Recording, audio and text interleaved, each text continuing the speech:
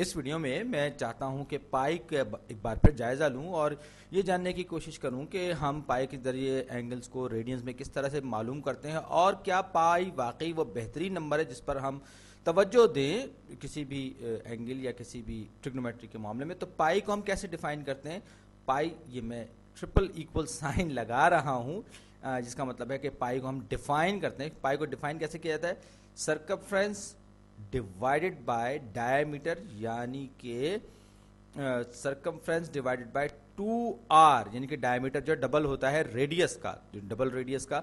तो ये हमारे सामने एक बड़ा दिलचस्प फार्मूला आ गया और जो हम ट्रिग्नोमेट्री की क्लासेस में भी देखते रहते हैं। तो अगर हम ये कहें कि pi is equal to C circumference over 2r, यानी कि रेडियस का डबल, तो इसका मतलब क्या होगा? इसका मतलब होगा 2r, अगर मैं r को दोनों तरफ ले जाके मल्टीप्लाई कर दूं, दूसरी तरफ ले जाके मल्टीप्लाई कर दूं, तो 2r pi is equal to C, या इस बात को हम ज्यादा अच्छी तरह यूं लिख सकते हैं, c is equal to 2 pi r, यानी कि सर्कमफ्रेंस जो है वो बराबर था 2 पाई r के। और ये बहुत ही बुनियादी फार्मूला है जो आप सर्कमफ्रेंस और पाई और रेडियस वगैरह के हवाले से ट्रिग्नोमेट्री में और ज्योमेट्री में बार बार पढ़ते रहते हैं, देखते रहते हैं।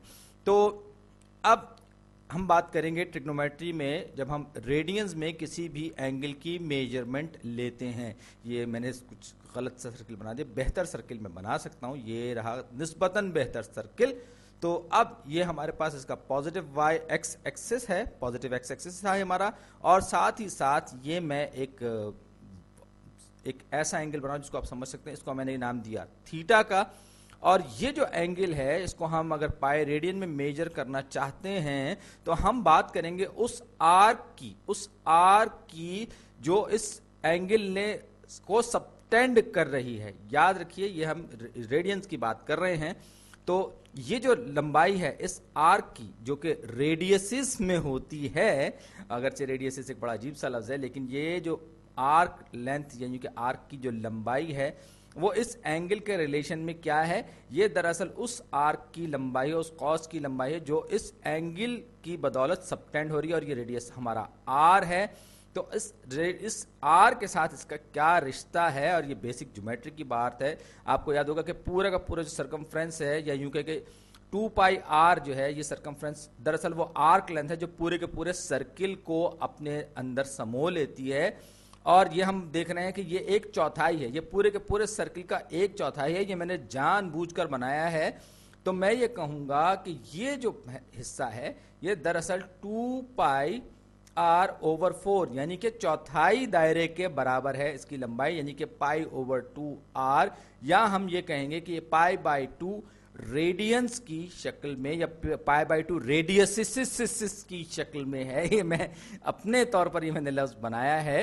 तो ये दरअसल आप यूं सोच सकते हैं कि ये वो आर्क है जो कि इस एंगल थीटा ने सबटेंड कर रखी है, और इसी को हम पाई बाई 2 रेडियन कहते हैं। और यही वो ताल्लुक है जो मैं पहले किसी वीडियो में भी बता चुका हूं कि ये रेडियन को हम इसी तरीके से डिफाइन करते हैं। तो अब ये थोड़ा सा मुझे मालूम है कि रेडियस की जमा रेडियसिस पे लोग एतराज कर सकते हैं कि खान साहब आप जो है आप गलत इंग्लिश पढ़ा रहे हैं, गलत जमा बता रहे हैं। तो मैं इसको रेडियाई लिख देता हूं, ऐसा ना हो कि कोई एतराज करे। जो रेडियस की सही जो जमा है वो रेडियाई है। तो कहने का जो मतलब है वो ये कि ये जो आर्क लेंथ है ये वो आर्क लेंथ है जो इस एंगल थीटा ने सबटेंड की हुई है। अब अगर ये पूरा का पूरा सर्किल हो जाए, यानी कि ये एंगल जो है ये 2 पाई यानी कि 360 डिग्री या पूरे चक्कर के बराबर हो जाए, तो हम जहां से चले थे हम वहीं वापस पहुंच जाएंगे, यानी कि हम एक्स एक्सिस के ओरिजिनल पहली पोजीशन में पहुंच जाएंगे। तो 2 पाई आर बराबर हो जाएगा, यानी कि एंगल जो होगा वो 2 पाई रेडियाई के बराबर होगा। यानी ये जो हमारा एंगल है, ये आर्क लेंथ जो है दरअसल ये पूरे के पूरे सर्किल या पूरे दायरे के सर्कमफ्रेंस के बराबर हो जाएगी। तो हम ये कहेंगे कि ये जो एंगल है जो कि पूरे के पूरे सर्कमफ्रेंस को अपने अपने अपने अहाते में ले रहा है, तो उसको हम कहते हैं कि ये 2 पाई रेडियंस के बराबर ये हमारा एंगल है, और इसने इसको किया हुआ। अब साथ ही साथ मैं चाहूंगा कि यूलर्स या ऑयलर्स फार्मूला पे भी बात कर लूं, क्योंकि मेरे ख्याल में वो मैथमेटिक्स का अगर सबसे खूबसूरत फार्मूला या सबसे खूबसूरत आइडेंटिटी नहीं है तो वो खूबसूरत तरीन आइडेंटिटीज में से जरूर है, और वहां पर भी हमें पाई का इस्तेमाल बार बार नजर आता है। बहरहाल उस पर मैं बात करने से पहले कुछ ये देखिए, ये मैंने एक सर्कल बनाया, ये मेरे पास ये इसका रेडियस अगर 1 है, ये यूनिट सर्कल है, जाहिर बात है। तो अब कोई भी एंगल थीटा अगर हम लें और ये पॉइंट हो, तो ये कॉस थीटा और साइन थीटा के बराबर होगा, यानी कि इस एंगल का, ये इस लाइन का जो एक्स कोऑर्डिनेट है वो कॉस थीटा होगा और जो वाई कोऑर्डिनेट है वो साइन थीटा होगा। ये भी एक तरह से रिवीजन है पिछली वीडियोस का। तो मैं कह रहा था कि वाई कोऑर्डिनेट जो है वो इसका कार्टेशियन कोऑर्डिनेट सिस्टम में वो साइन थीटा के बराबर होगा यूनिट सर्कल की सूरत में। याद रखिए हम बात कर रहे हैं यूनिट सर्कल, ये कॉस थीटा इसका एक्स वैल्यू और साइन थीटा इसकी वाई वैल्यू के बराबर होगा।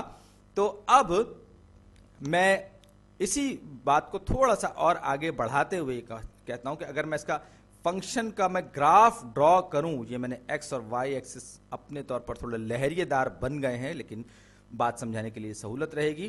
तो ये अगर इसका वाई एक्सिस हो और ये इसका एक्स एक्सिस हो, ये इसका एक्स एक्सिस हो, तो इस सूरत में ये हमारे पास एक्स एक्सिस और वाई एक्सिस दोनों के दोनों आ गए। तो अब अगर ये जो एंगल, ये जो पॉइंट है जो कि सर्किल पर अभी एक्स पर मौजूद है, तो इस सूरत में क्या होगा, अब मैं अगर फंक्शन ड्रॉ करूं, ये मेरा थीटा है और ये मेरा वाई एक्सिस है, तो ये वाई वैल्यू के लिए है। तो अब अगर मैं sine theta, y is equal to sine theta ले लूं, जैसे कि यहां पर ओरिजिनल सर्किल में भी है, तो मैं सेलेक्टिव पॉइंट अगर लूं कि मैं यहां से चल के मैं यहां पर पहुंच गया, यानी कि पाई बाय 2 रेडियंस पर मैं पहुंच गया, यानी 90 डिग्री के एंगल पर पहुंच गई थीटा की वैल्यू, तो उस वक्त साइन की वैल्यू क्या होगी, 0 पर 0 थी, 0 पर 0 थी, साइन की वैल्यू पाई बाय 2, ये मैं कहता हूं ये पाई बाय 2, यहां पर ये 1 और ये पाई बाय 2 पर इसकी वैल्यू 180 डिग्री पे 0 हो जाता है साइन थीटा। और मैं एक बार फिर 180 डिग्री का मतलब क्या होता है, 180 डिग्री का मतलब होता है पाई बाय कंप्लीट पाई, यानी ये हो गया पाई। ये चीजें मैं किसी खास वजह के तहत लिख रहा हूं। अब मैं सर्किल पे जब जाऊंगा तो ये मेरी वैल्यू 0 मिल जाएगी, जो वाई कोऑर्डिनेट है वो 0 हो जाएगा, यानी कि साइन थीटा 0 हो जाएगा। अब अगर मैं मजीद आगे बढ़ूं और 270 डिग्री यानी कि 3 पाई ओवर 2 मैं आ जाऊं, जैसे कि ये एंगल, ये 3 पाई बाय 2 पे अगर मैं आ गया, तो एक बार फिर साइन की वैल्यू चेंज होगी, लेकिन अब माइनस डायरेक्शन में होगी, यानी कि अब हमारे पास जो वाई वैल्यू जो है वो -1 होगी, यानी कि साइन थीटा की वैल्यू 3 पाई बाय 2 के लिए, ये मैं -1 लिख भी देता हूं, ये हमारे पास -1 के बराबर होगी। और अब जब मैं मजीद 2 पाई यानी पूरा सर्किल 360 डिग्रीज का जब मैं चक्कर मुकम्मल कर लूंगा, यानी 2 पाई मुकम्मल कर लूंगा, तो साइन थीटा की वैल्यू एक बार फिर 0 हो जाएगी। और अब मैं इनको कर्व की शक्ल में और बीच के पॉइंट्स भी लेते हुए अगर मैं इन सबको आपस में कनेक्ट कर दूं, तो ये किस तरह से एक लहरिएदार या साइनसोइडल कर्व बन जाएगा। तो आप कहेंगे कि ये आप साबित क्या करना चाहते हैं, क्योंकि ये तो सब चीजें हम पहले से देख चुके हैं, और जाहिरी बात है कि ये हमने पाई पर बहुत ज्यादा बात की है, और ये पाई बहुत जबरदस्त चीज है जिसकी मदद से हम किसी भी सर्किल में किसी भी एंगल को डिफाइन कर सकते हैं। और आप इसकी दलील में ये भी कह सकते हैं कि ये देखिए ऑयलर्स आइडेंटिटी या ऑयलर्स फार्मूला जो है, e raise to the power iota theta i theta is equal to cos theta plus i sine theta. और ये मैं जो ऑयलर्स फार्मूला है, इसको मैं सबसे खूबसूरत फार्मूला कहता हूं, इसको मैं यूं भी लिख सकता हूं, e raise to the power i theta और कोसाइन थीटा को, यानी कि अगर मैं यहां पे इसको मैं वैल्यू जो है इसकी मैं 0 रख लूं, यानी कि थीटा की मैं थीटा की जगह पाई रख लूं, तो ये ई टू द पावर आई पाई जो है वो कॉस की जगह -1 आ जाएगा, और ये हो जाएगा साइन थीटा 0 हो जाएगा। लिहाजा अब ये जो है e to the power i pi plus 1 is equal to 0 हो जाएगा।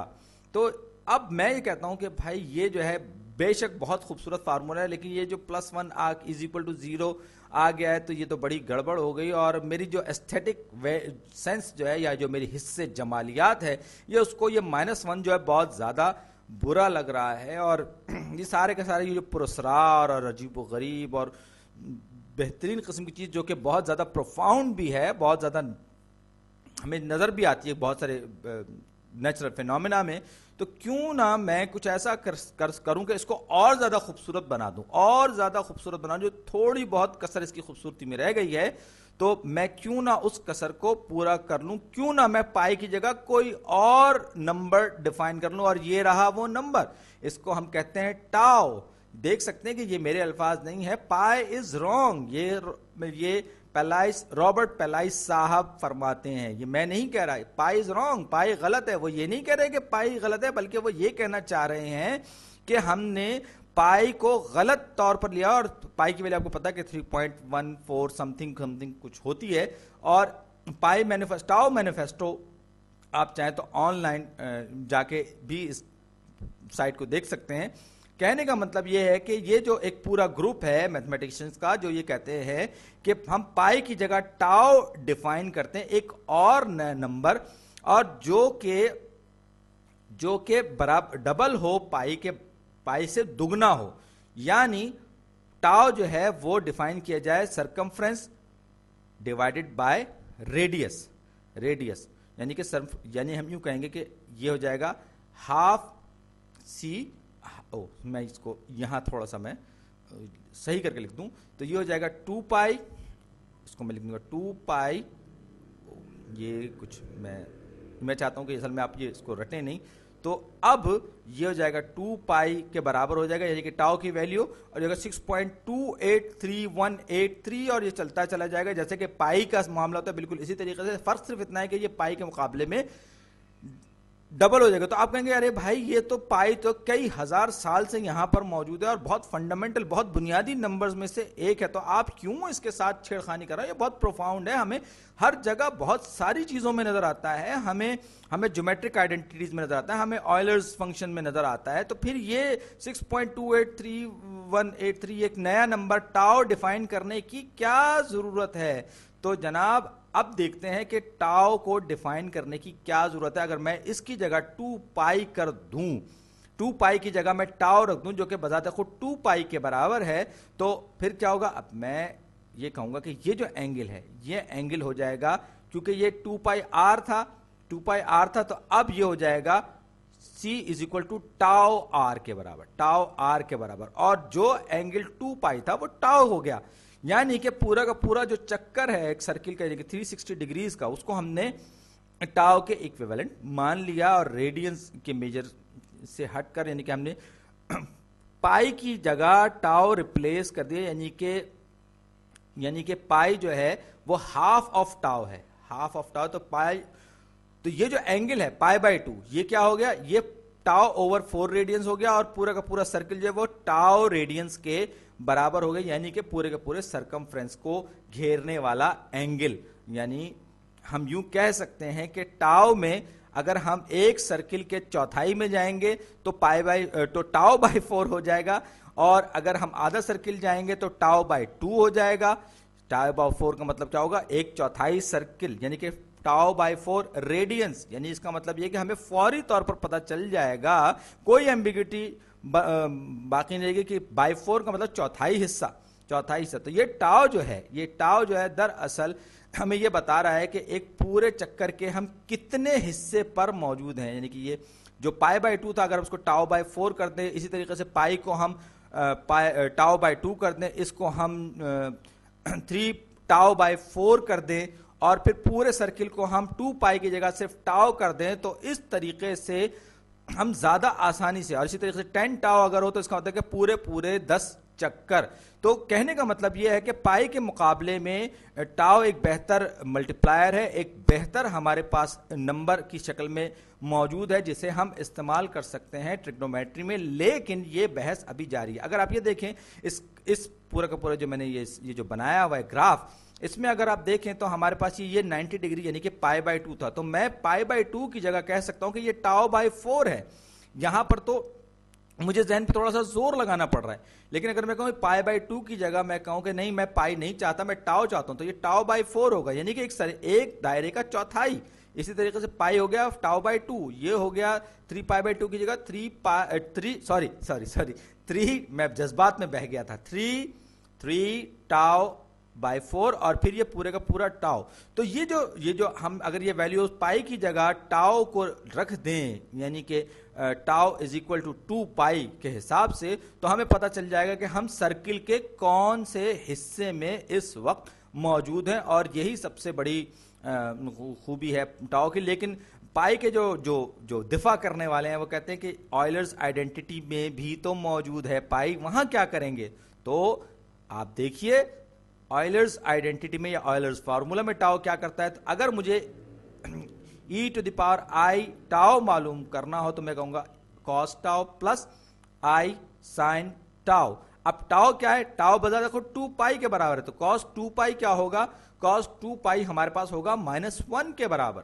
याद रखिए, ये हम इस सर्किल के हम इस तरफ हैं, 180 डिग्रीज का हमने एंगल तय कर लिया है। तो ये हो जाएगा cos थीटा, सॉरी ये ये 1 हो जाएगा cos टाउ, और साइन टाउ जो है ये 1 के बराबर हो जाएगा। तो e to the power iota tau जो है वो 1 के बराबर हमारे पास हो जाएगा। यानी हमने पूरे का पूरा सर्किल तय कर लिया। तो ये उस सूरत में ये ज्यादा